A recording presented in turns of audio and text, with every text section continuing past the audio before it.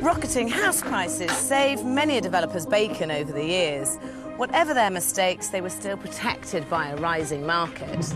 But then in August 2007, that protection went away, just as 14 amateur developers set out to turn bricks and mortar into cold, hard cash. We now have about 6 times as much unsecured credit as we did in the early 90s. The market's sort of just plummeting, and then you're left with all this sort of negative equity, and that is just pretty frightening. When you've put so much love and attention into a property to someone to say, yeah, it's fantastic, but I'm only going to offer you so much. I was worried. I didn't know whether I'd actually made a mistake in buying a property at that time.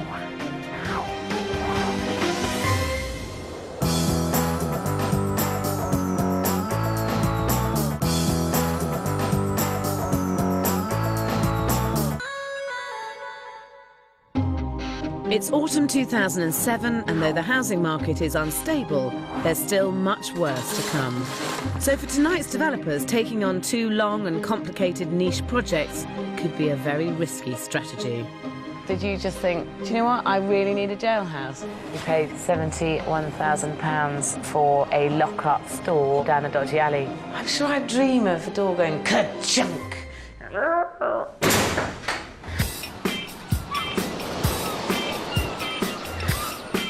October 2007, and house prices have yet to turn in the resort town of Broadstairs on the Kent coast, which is lucky for architectural designer Neil Hornsey and partner Alison Gurr, as they're about to take on the challenge of a lifetime. Off a side street, down a back alley, they've just bought this ugly mishmash of derelict storerooms. Yes, this is the front door. They hope this dark, dirty and totally uninhabitable property is the start of a new career as property developers. From the common eye, it just looks like a storage building full of pigeon poo. We're going to add something that's part of me, part of you, and it's going to really lift it. It's going to feel like it's a great pad in the West End of London, right in the heart of Broadstairs. Broadstairs is a popular coastal resort where second homes go for a premium. And despite first impressions, I think these old storerooms could have potential. Only Neil and Alison will have to be very, very clever to unlock it. You've chosen to buy your first development in a street where you've got a pub with live music and a fishmonger's on the left-hand side. And then your development is down this little alleyway next door. Yes. The reality is some people might find that noisy and smelly. They may do, but I think you'll find a lot of people that come to Broadstairs are coming here for the atmosphere of everything else. This is a beautiful location. Neil and Alison bought well, paying a bargain £71,000 for the property. They hope their budget of just £65,500 is enough to create a home worth £180,000 price tag. That would bring them a great £43,500 profit for 7 months' work. There's a bit of me that thinks that £71,000 is amazing. You can buy a property for that little nowadays. And there's a bit of me that thinks you paid £71,000 for a lock-up store in the back of a shop down a dodgy alley, which is quite a lot of money when you look at it in those ways. Yeah, it is. Who's in charge here? Who ultimately is going to make the decisions? We play well off each other. Neil's very much enthusiastic about the architecture, and I can sometimes say, hang on a minute, we've got to look at the budget. So the hopefully we'll be able to work well. And so the dynamics here, we've got airy-fairy designer and money man here. I really hope Neil and Alison are a good team, because solving this property's problems on their tiny £65,000 budget will take a serious balancing act. Now, you don't have any of these parking spaces, is that right? There's actually 3 properties here, and it's a first-come, first-served basis, just shared. Got to get in there first. Get in there first, yeah. Have you thought about talking to the freeholder about actually buying one of the parking spaces? We are talking to solicitors at the moment. We're hoping that we can try and secure that land for our property and just give the other tenants rights of way. I think the whole development could turn on securing this parking area. Crucially, it would allow them to gate off the approach, turning it from a dingy back alley into an exclusive bolt hole. You also have quite a challenge in turning the back of a shop, effectively, into a contemporary and exciting residence. How are you planning on achieving that? I think by just changing the look of this space, really modernising this, adding really good quality materials. Glass is going to allow us to sort of just punch all these hard surfaces with light. It's going to open up the internal space and make it bright.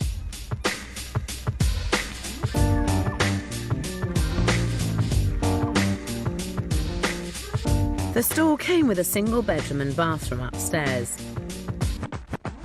Neil and Alison want to extend this area over the roof and create a large second bedroom with spectacular windows that should appeal to design-savvy professionals.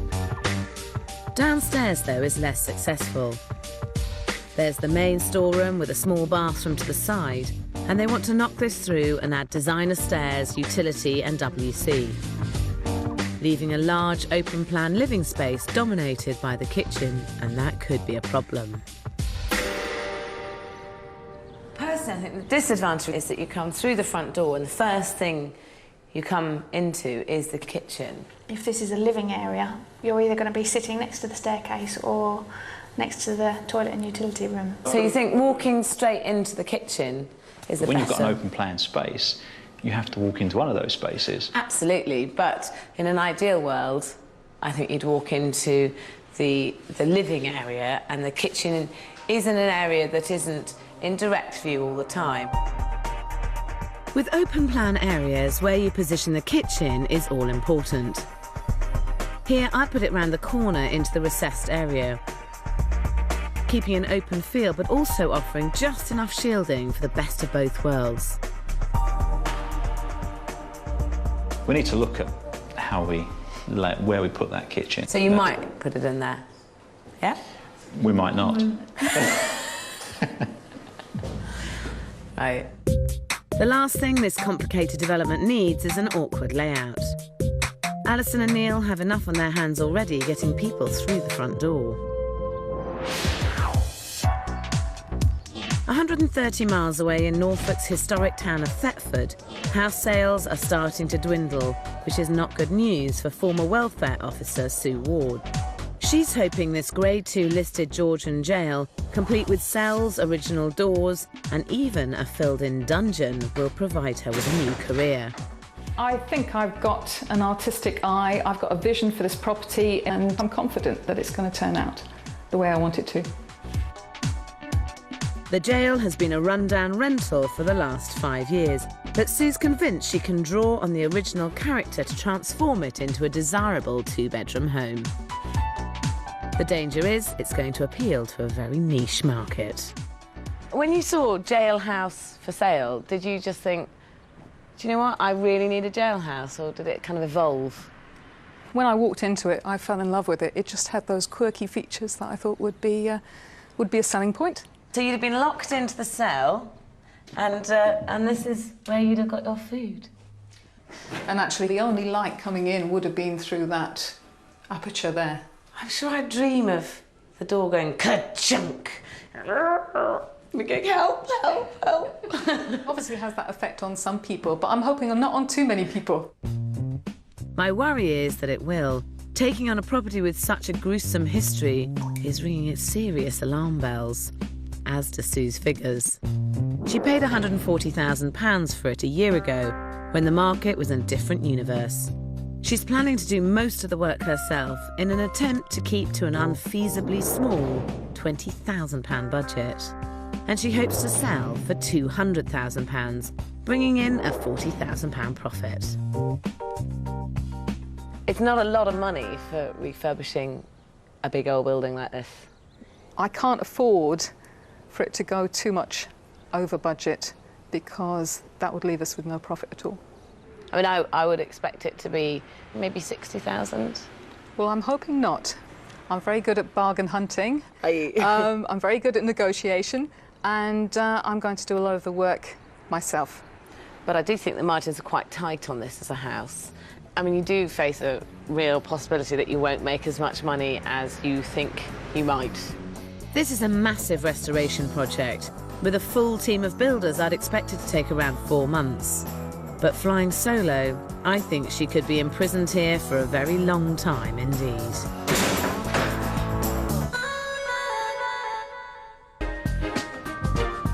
Developers are looking to beat the market by taking on problem properties.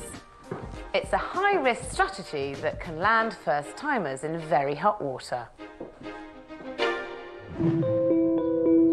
In Thetford, Sue Ward has given up her career to single-handedly transform this spooky jail into a 2-bedroomed home. It's October 2007, and nervousness in the mortgage market means house sales have already stalled. We're not quite sure yet, but from what people have said to me, they think the dungeon is under here. So once the floorboards are lifted up, we might actually find, if we're lucky, the original trapdoor and the ladder. Oh, let me be there on that day. If you've got your shovel. Well, that's a deal, that's a deal. God, how exciting. What do you think we'll find? Might be treasure. Failing that, it could add some valuable storage space. The serious business, though, is above ground, and Sue's plans have me a little worried. Spread over 2 floors, upstairs are 2 bedrooms, a bathroom and a large landing. Downstairs is a living room, study and kitchen, with a single-storey outhouse behind that. Apart from a total refurb, Sue wants to rebuild the outhouse, installing a utility and large dining room that will be knocked through to the existing kitchen. In all, it will be a large 2-bedroom house aimed at a small family or retired couple. And there's the rub. It's adventurous first-time buyers who are much more likely to go for such an unusual property. Had you thought about turning it into flats, this? Not really. I know that in this area there is a demand for flats, and there's a flat next door that sold for over 130,000. Now, that's a 1-bedroom flat, so if you had 2 1-bedroom flats here, you're talking about 260, and I think it would divide.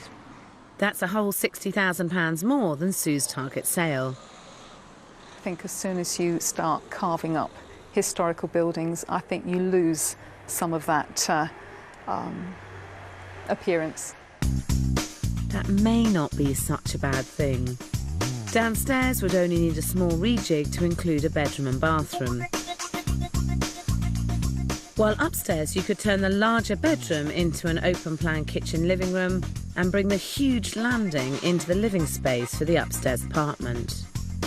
The rest of the original jail has already been converted into smaller units. Personally, I think keeping it consistent to the remainder of the building is also crucial to its saleability. That wouldn't be my preference. Why not? I just think it will make a superb house. Do you need to make money on this? Is it important to make money on this? Yes.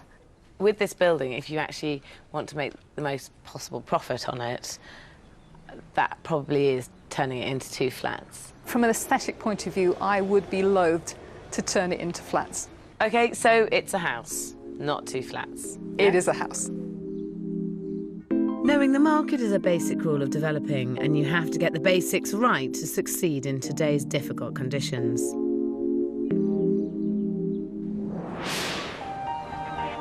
In Broadstairs, Neil Hornsey and Alison Gurr are starting their own massively challenging project.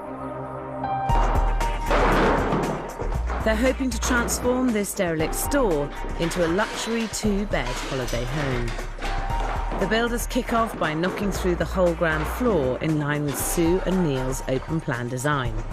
It's just a fabulous building in the heart of Broadstairs, which just happens to be near a pub and near a fishmonger's. Once we get people inside the building, it's just going to be a wow after wow after wow. Unfortunately, getting buyers into the property is where it falls down. Its situation is pretty off-putting, and the locals seem to share my view. It's up an alleyway and it really doesn't look attractive at all. I wouldn't want to live next door to a fishmonger. They do have live bands in this pub as well, and it is going to be quite noisy. There is a solution, and that's if Neil and Alison buy the freehold to the alley. This London property is also off a busy road and down a narrow lane, but the approach has been turned into an exclusive enclave. With this development here, they've moved the entrance right up onto the road, which means that as soon as you come off the road, you're already in the development and you already have a sense of privacy. The downside of your development is the fact that you've got the pub, you've got the fishmonger, you've got the alleyway, and whichever way you look at it is always going to hold it back. But you have the ability of being able to change that by putting gates right up by the road. With good design, Alison and Neil could turn their alley from a major minus to a huge plus. Here, steel siding, an understated water feature and clever lighting all combine to stunning effect. Yeah, I like the idea of it because what we have is we're going for a very high-end dwelling. But at the moment we can't do that because we don't own that space. I think that of top priority should be pursuing the freeholder to either buy the freehold or ask their permission to put the gates in, and pursuing the other tenants who use the alleyway to get their agreement to put the gates in, even if they don't contribute financially towards them. We've established who the freeholder is, but we've just got to sort of focus our attention on sort of talking further. It'll cost a few £1,000s putting gates up, but it's money definitely worth spending, and you should certainly pursue it to the bitter end. 146 miles away in Thetford, Sue Ward's 6-month jailhouse project is also underway. And to say her approach is a more hands-on one is a major understatement. She's gutting the entire property herself, and while you have to admire this huge effort, in this housing market, not hiring in help could be a major false economy. I've got a little bit behind with some aspects of the build. Sometimes it'd be nice to get people in to help a bit more, but the budget is really tight, so I'm going to have to plod on and do as much as I can myself. And there's another huge worry hanging over this development. I'm still not convinced it's the best solution to develop this jail into a 2-bedroom house. Yes! I think downstairs would sell as a flat, but upstairs there just isn't the space. And I think, frankly, it would be criminal. This is a beautiful building, and I think it will sell much better as a house. When you're developing, it's crucial to know your local market. But I'm not sure Sue's done her homework, because here, unlike much of the country, where there's an oversupply of flats, they are still good business. And I'm not the only one to spot this. This site a few yards away is earmarked for 24 apartments. Just down the road, though, the developer has been trying to sell both flats and houses off plan. This development here is 12 flats and 8 houses. They've sold 8 flats and only 4 houses, so the flats are flying out the door. But the houses aren't, and that tells its own story. The splitting of my unit into 2 flats will be clumsy. Downstairs flat will be great. Definitely not the upstairs one. I think the upstairs one is a real problem. As it stands, Sue's looking for a £200,000 resale, but that would be for her entire house. So how much could 2 apartments fetch in Sue's property? This area here would be very similar to the space you'd have on the upstairs flat. How much do you think this is on the market for? I would have expected it to be on just under the 100,000 mark. This is on the market for £125,000, and it's just fractionally more square footage than you would have on your first floor flat. Sue's downstairs area would create an even larger flat, fetching around £10,000 more. Together, they could add £60,000 to her target sale price. I know you've shown me this flat, but the layout within the jailhouse, I think upstairs will be cramped. Is there an element of truth in the fact that you've sort of fallen in love with the jailhouse, and that actually you're veering off the path of the fact that this is a business, and as the bottom line, it's about money? I think the building has a charm about it, and I think there'll be people who are similarly interested and will buy it because of that. I think you're going to keep it as a house, aren't you? I am. I think that's the bottom line, I'm afraid. Sue's given up her job and her savings. Is she in danger of giving up her future too? In Broadstairs, Neil and Alison are progressing well in their development. And there's big news. The owner of the alley is willing to sell them the freehold for £10,000. But unbelievably, they're balking at the price. Instead, they're shelling out major money on building a brand new first floor that many would-be buyers may never make it up the alley to see.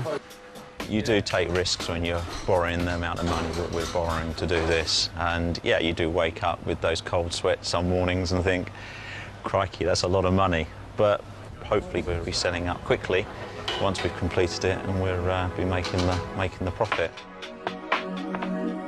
With the shabby alley, that's far from a sure thing.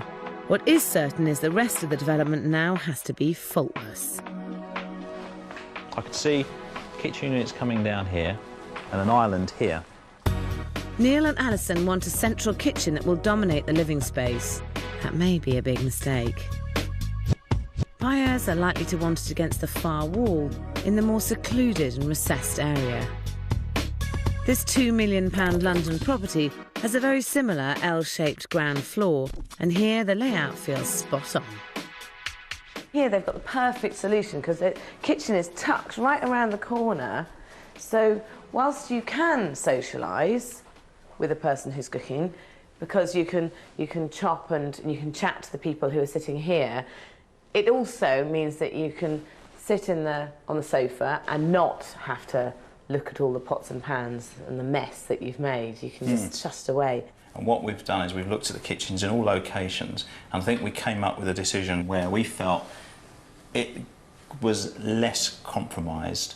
I mean, I think it's important not to lose sight of who's actually going to live in this house. And your market is probably a second home owner. So the first thing that someone's going to want to do when they turn up to this house is relax, and so relaxing should be the focal point of the house and not cooking. You're right, actually, in refocusing on who are we selling it to. That's what we've got to keep coming back to, because what happens, we get personal. We went off the boil with that one, didn't we? We get personal and we start thinking, this is the way that we would live. In Thetford, Sue has been a lot less interested in suggestions. She's keeping the jail as a house.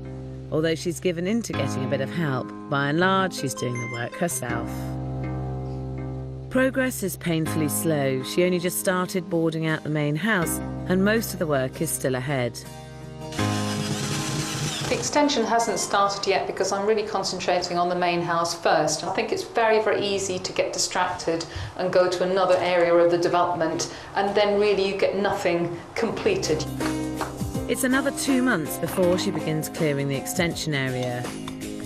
Dismantling the outhouse, brick by brick by brick. You're now 5.5 months into the project and you were hoping that this would be finished in 6 months. Do you have a schedule of works? Do you know how long it's going to take? I don't know how long it's going to take. I have a schedule. I think the way my schedule is working is that I have a list of all the jobs that need to be done. I tick them off as they get done. How long do you reckon it's going to be before the house is finished? It will be finished in 6 months. 6 months. Obviously, one of the main issues is that you're doing a lot of this yourself. I mean, I could have got people in from day one and had huge numbers of workmen on site, but my budget would not stretch to it. And I think I said to you right at the very beginning, I am going to bring it in on budget, and that involves doing a lot of the work myself. Yeah. Sue's so concerned with the budget, she's forgotten the market. It's March 2008, and in the 5 months since she started, house sales have dropped nearly 50% in the area. With every passing day, Sue is losing money. See, I think you could finish this in 6 to 8 weeks if you actually shifted on it. I'm certainly up for making a schedule and perhaps speeding it up a bit. What would you be prepared to try and commit to? Try and commit, I say 3 months? 3 months, 12 weeks. Yes, I'll give it my best shot. I set you a challenge. Sue rises to my challenge. She draws up a new schedule and sets about clearing the old dungeon, and hires in 2 labourers to help. But I have to give Sue her due. She does lead from the front. It's really exhilarating being down here, but I can't begin to explain what hard work this is. If Sue carries on like this, who knows, she might even make the 12-week deadline. In Broadstairs, Neil and Alison are halfway through their 6-month build, and unlike Sue, they're exactly on schedule. But that could all be about to change. It's a very simple space that we're developing, and it really does need this signature piece. Neil's shopping for stairs, but it was always going to be hard to combine his design ambitions with Alison's cost-keeping. How much did this one cost then? This will cost you, I think it's about 100,000.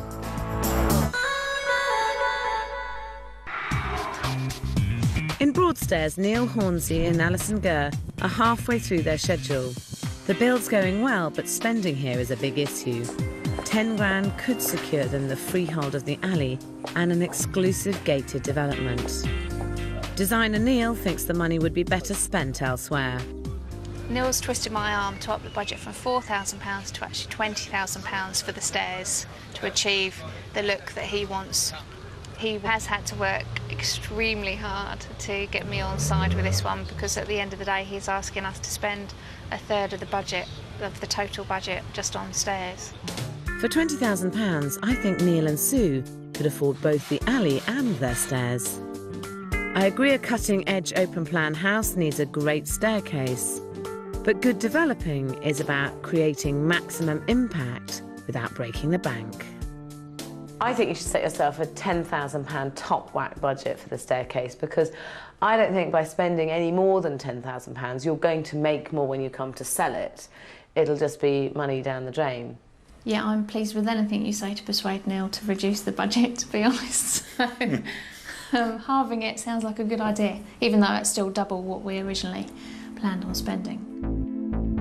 I want Neil and Alison to see this fabulous curved staircase that could also hit my £10,000 budget. The secret is in the materials.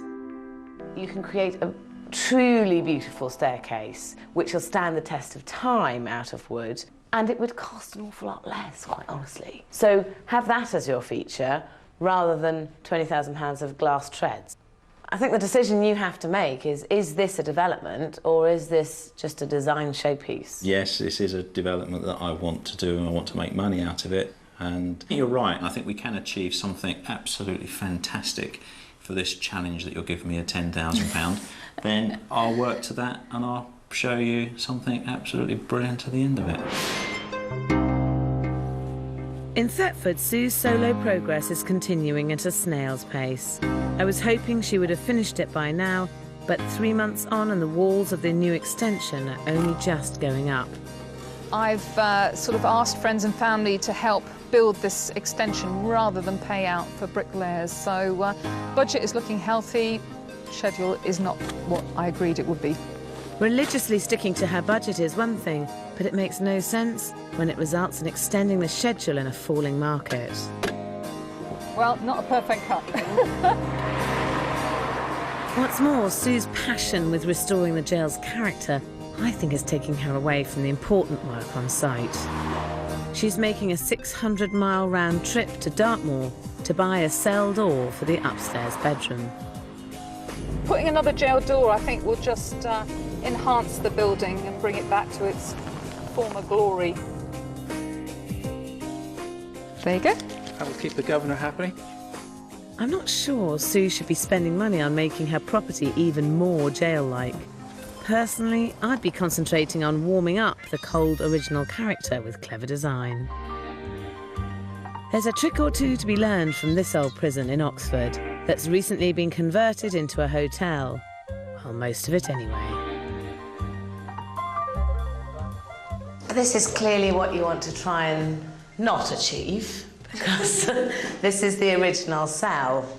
Acoustically, it's really quite unpleasant to be in, and it feels very small. I mean, it is a jail, it is a cell, and you know it when you're in it. Developments need to attract as many buyers as possible. With Sue's property, that's a bigger challenge than usual. They've used a light colour on the walls, but it's a warm and thick, rich colour, so although it brightens it, it's not cold. And they've used darker colours on the bedspread and the furniture to sort of embrace the fact it is a small, dark room, but without making it feel claustrophobic, and that's quite a fine art to have achieved that. It's a lovely combination, yes. They've also rendered 2 of the walls so that they're smooth rendered and softer than having brick all the way around. Ceiling panels and carpeted floors are a good device to eliminate any eerie echo. It's all intended to take the hard edges off the original building. You've driven down to Dartmoor, haven't you, to pick up a cell door to use in the house? It's to go on the ensuite. That was an area that would have been a cell originally, which is why I've got that door, just to embrace what would have been in that area. But I think if you've got a very small room that's very constricted and an original cell door, I think that there are some people who may find that a little bit, well, claustrophobic, really.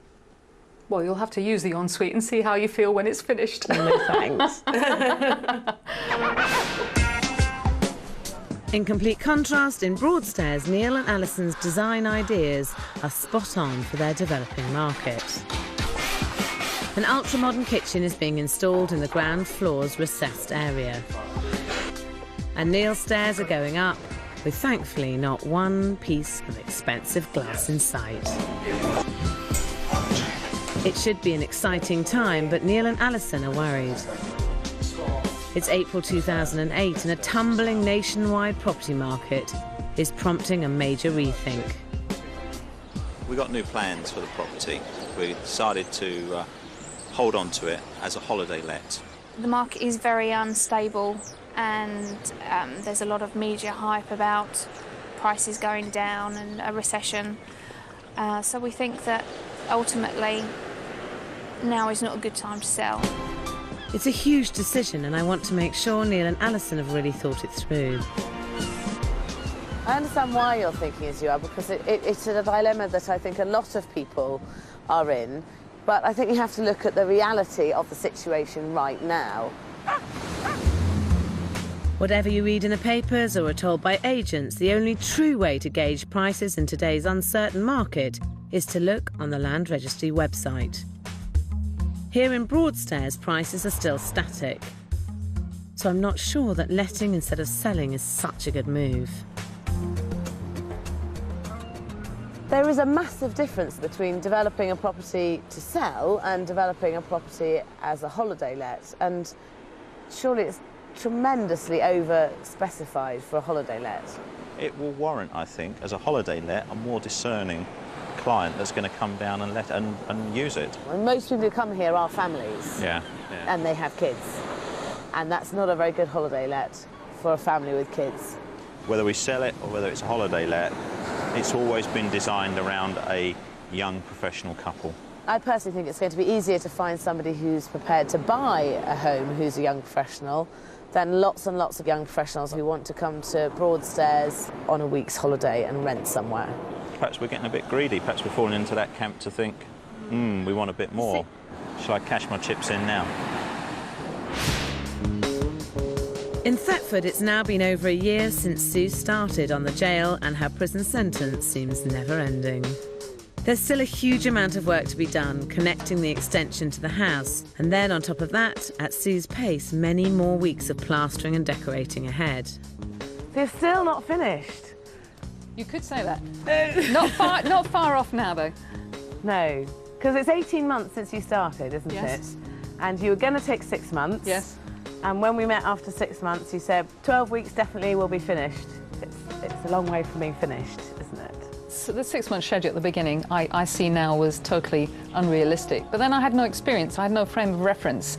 It was my first renovation. I want to see inside. Follow me. With buyers few and far between, I worry that even when Sue does finish this development, those quirky prison features have made this even more difficult to sell. It actually literally is a dungeon. Wow. There's a lot of jail references in this, isn't there, which is fine. And well, that's what it is, That's what it is. And I think ultimately you're either going to love this building or hate it, aren't you? I think that there is a huge interest now in unusual buildings. I think people are looking for something more than the standard box, and I think this is more than a sort of a standard box. It's just all a bit creepy being in a dungeon with some shackles, but maybe that's because I've got an issue with being locked up in a dungeon. The truth is, this development has missed a bit of an opportunity from the beginning. Turning the house into flats could have been Sue's get-out-of-jail-free card, but I feel that she's been too close to the development to see its true potential. I think the truth is you've committed the cardinal sin of property developing, and you fell in love with this development, didn't you? You could say I have an attachment to this building. That would be fair to say. and more as it moved on, it stopped being a development and it became a historical restoration and a labour of love. I think it has turned into a restoration. I never wanted to be out of pocket. I always wanted there to be, you know, a profit from it. But obviously in this current market, I doubt that I've even got that now. Do you know how much it's worth now? I think I have a rough idea. In this present market, I think it's probably only worth about 155. That's £50,000 less than she hoped for. Even with a never-ending schedule, it's important to keep an eye on the market to see if you've lost all chance of making a profit. It's got lots of period features and it's full of character. Unfortunately, since the owners have bought this property, house prices in the area have dropped about 20%. I would value this property at £160,000. I value this property at £160,000. So what's the plan? Because it's now valued at about break-even point for you. What are you thinking you're going to do? I've taken the decision to develop it into a holiday let. Goodness, holiday let. It's a good idea, but I think that you have to be aware in this market, you need a 10-year plan, not a 1 or 2 year plan if you're going to do this as a holiday let. Well, hopefully your holiday letting career will be more enjoyable and better than your developing career. Watch out, I've still got the shackles down in the dungeon, so don't be nasty. Back in Broadstairs, Neil and Alison are really motoring and coming to the end of their development. And thankfully, they've decided against doing a holiday let, so they're going to sell. Not put off by the falling market, they're hoping for even more than their original £180,000 target price. I would expect it to be up somewhere between 230 to 245. We're going to get a certain type of person who's going to want to come and buy this because of its architectural merit.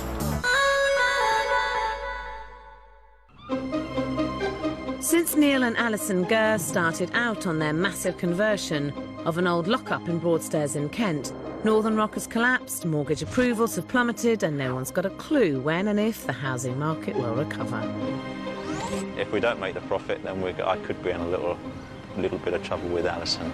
But if anything is going to beat the market, this development must be very close. In Broadstairs, 6 months after they started, Neil and Alison's development is finished, bang on schedule. And what they've done with the outside of this old storeroom is really quite remarkable. Big feature windows and a front-decked area signpost this as a modern high-spec home. The trouble is that it's in direct contrast with the alley leading to it. An alley that could have been Neil and Alison's for just £10,000.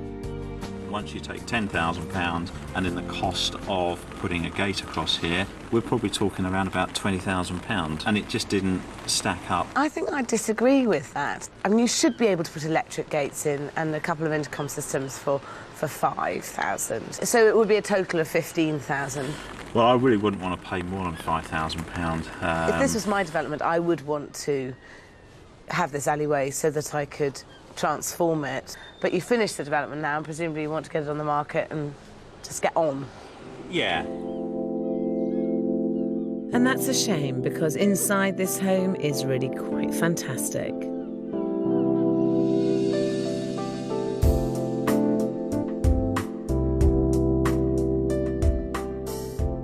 The derelict old building is now a temple of high design, with a great finish, super clean lines and lime green feature walls all working together in a superb open plan space. Not least because the kitchen is exactly where it should be. Overall, do you think that this space now works well downstairs? This worked out best because it gave us the best use of the space for the open plan area to sit and dine. So you're relieved you didn't end up putting the kitchen slap bang in front of you as you walked through the door? Yeah. No, yes. I I was going to say no. I'm pleased we didn't put the kitchen over there, really for the reason now is that when you come through the door, you see my fantastic staircase. It still needs a handrail, but the pared-back steel and wood construction is starkly simple, and I think quite stunning. Did Neil rise to the challenge and halve the £20,000 he originally thought he had to spend? So how much did they end up costing you? It cost us £8,500. Right, so you did manage to halve the cost from 20,000 down. Yeah, we saved ourselves thousands of pounds by actually using my skill of being able to design. It's great that he's managed to meet your challenge to bring it under 10,000 because £20,000 was just a ridiculous figure for a staircase.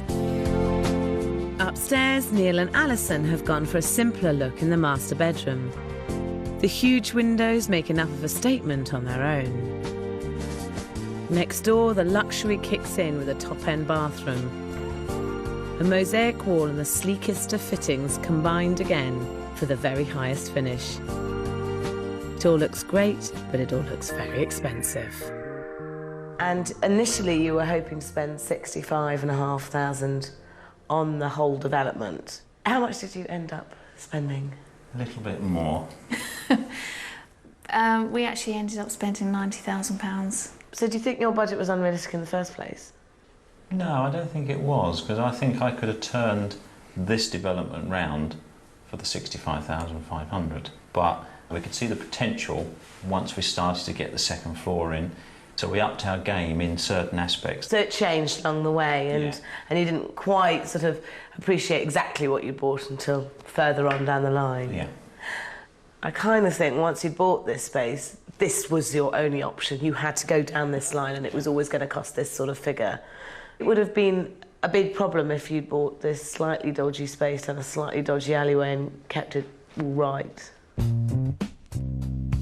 Doing this whole project for £90,000 is pretty impressive, but it does mean if Neil and Alison sell at their original target price of £180,000, they'd be well under the £43,000 profit they were hoping for. That would now make you a £19,000 profit. Would that be okay? £19,000 isn't bad, but I don't think it would be worth 180. I think it's going to be in excess of 200. What do you think it could be worth now? In our wildest dreams, it would be an absolute amazing dream to come true if we got around 245, but there's always the danger of getting greedy. Yeah, I'd be happy at the sort of the 230 mark. Yeah, I'd be happy. I'd be over the moon if we sort of hit those sort of figures. That's a whole £50,000 over the original £180,000 target. Will the agents think Neil and Alison have done enough? I really like the idea of the kitchen being tucked away a bit so it doesn't become a focal point. The staircase is stylish in its own right. It's a perfect kind of weekend retreat or possibly a bolt hole for someone. I think it will definitely attract an out-of-town buyer. I do have some reservations about the location. At the end of the day, a beautiful house next door to a fishmonger. We would be looking to achieve a sale price of £210,000. I would value this property at £225,000. I would value this property at £225,000.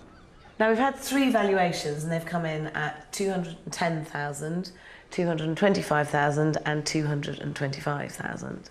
I think that's fantastic. They would give you a profit of between £49,000 and £64,000. You only need to find that one-off buyer because that's all it'll take, but that may be a bit tricky. It's a bit of a one-off property. So do you have an idea what you'll put it on the market for? I think it would make sense to market it around about the 230 mark. If I was you, I'd go in at 220. Ultimately, you want to generate interest in this, don't you? You want lots of people to want to come and look at it. Yeah, I think you might be right. And if you've got 5 people who want to buy it, it'll end up at 230. Yeah. Okay. I think we'll go for 220. Yeah, I think we'll put it up on the market for 220. And, okay. Good luck. Good luck with it. Thank you. Neil and Alison put their house on the market for £225,000 and 4 months later accept an offer at £210,000, making them a respectable £49,000 profit. Property developing is a risky business even when the market's on your side. If you've got a good business plan and a strong set of figures, it is possible to make a profit even in a falling market. If it's a hobby, though, steer well clear. It could cost you dear. Next week's developers prospered in a rising market. 2 new businesses, holiday lets and property development. You've bitten off a lot. But now they're risking it all on a huge, historic development. It's become our future. The bookings are essential to our survival because everything we've got, we've ploughed into it.